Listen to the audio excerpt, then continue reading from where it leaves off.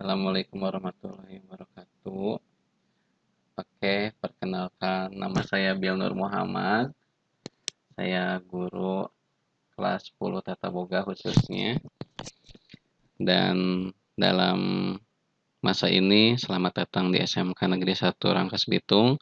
Di kelas Tata Boga nanti bakal ketemu saya di pelajaran keamanan pangan atau keamanan makanan, ilmu gizi, dan dasar boga.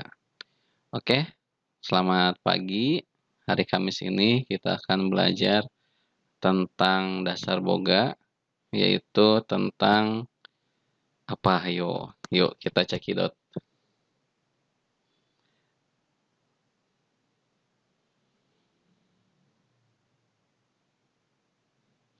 Nah, kita akan belajar tentang peralatan pengolahan makanan. Ini adalah pembelajaran pertama di semester pertama. Nah, kelompok alat penyelenggara terbagi 4 bagian. Pertama ada alat pengolahan, yaitu persiapan dan pemasakan. Nah, sebelum kita memasak, pasti kita akan mempersiapkan bahan-bahan apa saja, alat-alat apa saja yang akan digunakan. Supaya tidak lupa, supaya tidak kurang bumbu, atau supaya tidak menjadikan makanan enak. Yang kedua ada pemasakan. Nah, pemasakan juga nanti dicek kompornya, alat-alatnya, higienis atau tidak. Yang kedua ada alat penghidang. Alat penghidang ini untuk menghidangkan makanan. Ya, misalkan kita mau membuat es teh, maka alat yang dibutuhkan adalah es, teh, gula, dan gelas dan sendok ya. Lalu ada alat makanan atau minum ya. Nah, kalau kita biasa menggunakan tangan, nah itu alat untuk makan kita.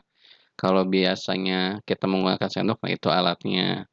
Alat makan itu banyak ya, ada piring, ada sumpit, ada mangkok, dan lain sebagainya. Minum juga bisa di botol, bisa di tempat minum, bisa di air kemasan ya, atau mineral itu, atau bisa di gelas. Nah, yang terakhir adalah alat dapur elektronik. Contohnya ada oven, ya oven sekali klik, colokin ke listrik, langsung menyala. Lalu ada masak ya, misalkan menggunakan kompor listrik, nah itu dicolok juga langsung menyala. Nah, alat pengolahan bahan makanan, di sini kita akan membahas satu persatu. Nah, persiapan bahan makanan, yang pertama ada talenan ya. Talenan itu bisa dari kayu, plastik, atau campuran dari kayu dan plastik. Nah, pisau juga ya. Pisau itu dibagi macam-macam. Ada pisau untuk daging, pisau untuk ikan, sayur, buah, roti, atau kue. Macam-macam parutan ya. Jadi parutan itu membantu kita untuk menghaluskan ya. Contohnya ada parutan kelapa, pala, keju, gobet. Macam-macam saringan. Nah, ada saringan kelapa dan saringan tepung.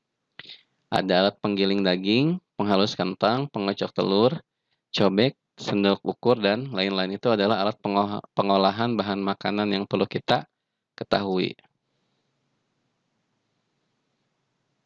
Oh. Nah, ini dia contohnya ya. Bisa dilihat contohnya di slide. Ini ada macam-macam pisau itu ya. Ada buat ngugeres sambal itu ya. Apa namanya coba? Ada yang tahu? Nah, kalau di saya namanya ulekan ya. Nah, itu ada blender juga ya. Nah, itu ada ya untuk pemeras jus ya.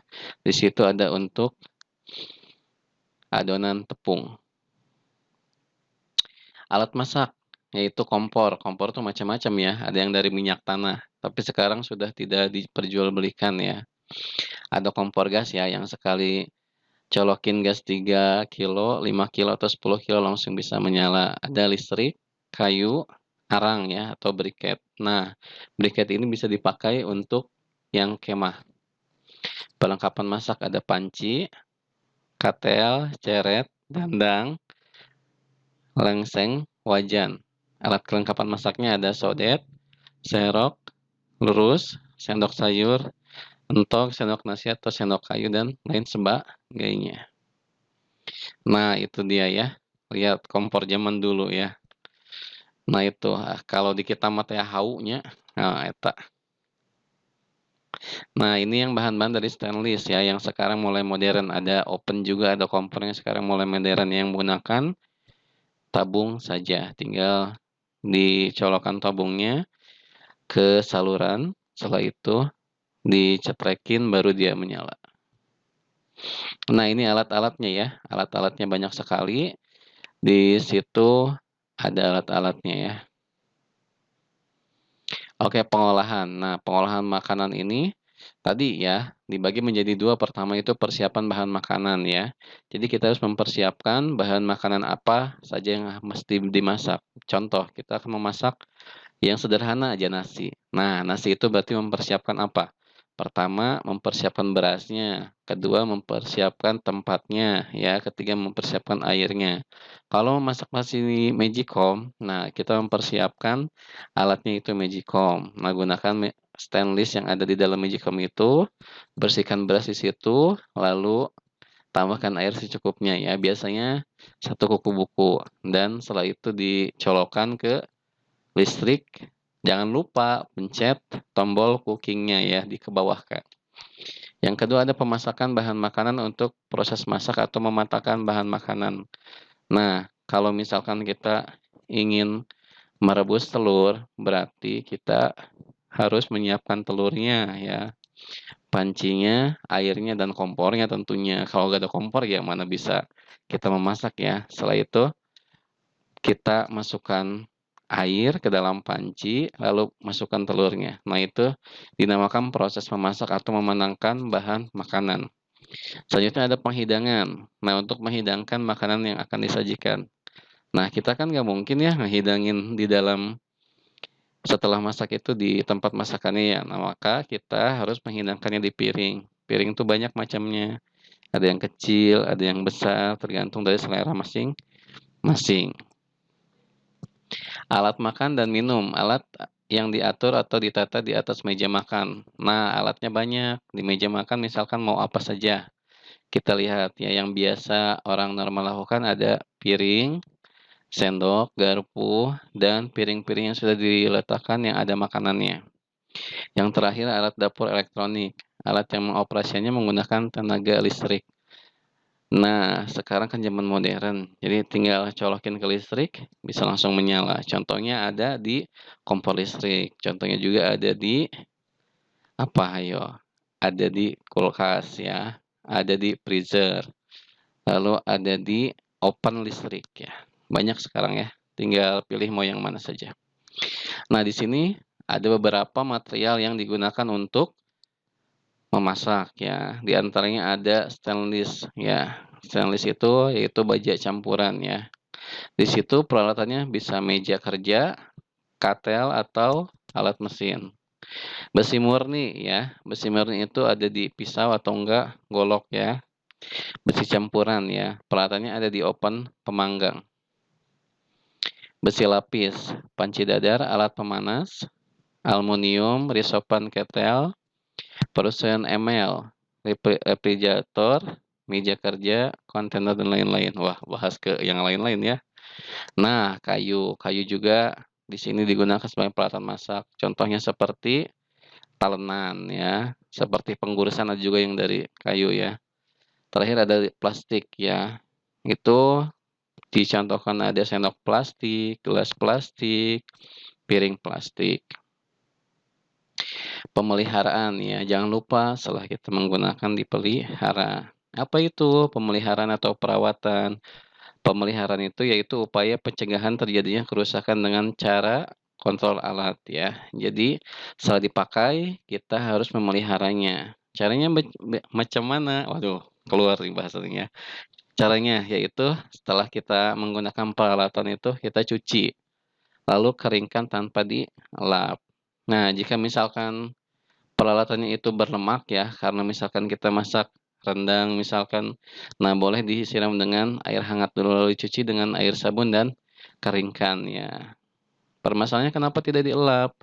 Nah, penting itu supaya lebih lebih, apa ya, lebih awet dan tidak terkena alapan, ya dibiarkan saja mengering sendiri.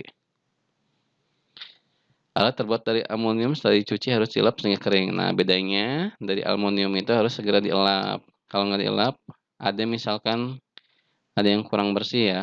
Nah, di situ tuh akan terlihat nodanya gitu. Semua alat masak dicuci bersih setelah menggunakan lap kering, misalkan kayu atau aluminium. Nah, jangan lupa sikat juga kalau makanannya masih menempel ya, ada di sudut atau bagian-bagian yang penyok pada alat aluminium sehingga bersih. Gunakan busa yang lembut pada alat-alat ya. Jadi jangan gunakan busa, jangan sabun mandi ya, nggak cocok ya. Ada sabun seperti Sunlight atau sabun cuci lainnya ya, sabun colek juga boleh. Alat dari bahan kayu setelah dicuci, dilap hingga kering dan agar tidak berjamur ya. Nah, ini dilihat dari bahan bakunya. Boleh dilihat di situ di slide-nya, peralatan yang terbuat dari plastik ya. Jadi boleh ya, kalau dari plastik kan suka hanyir itu ya. Jadi boleh dicampur dengan air hangat ya. Dibersihkan dengan spons lalu dibules dengan air hangat ya. Ketika misalkan kita lupa dan ada baking soda boleh ya. Itu dicampurkan dengan baking soda. Nah, kalau dari aluminium itu boleh disikat dengan baja ya. Ada yang sikat yang baja itu yang 5 ribuan itu ya, itu boleh ya. Nah, air rebusan dan dicampur dengan cuka boleh. Peralatan dari anti lengket dan kaca celupkan ya, yang menempel pada alat itu. Gunakan spons yang lembut dan cuci dalam. Kalau misalkan masih kurang bersih, bisa menggunakan jeruk nipis ya.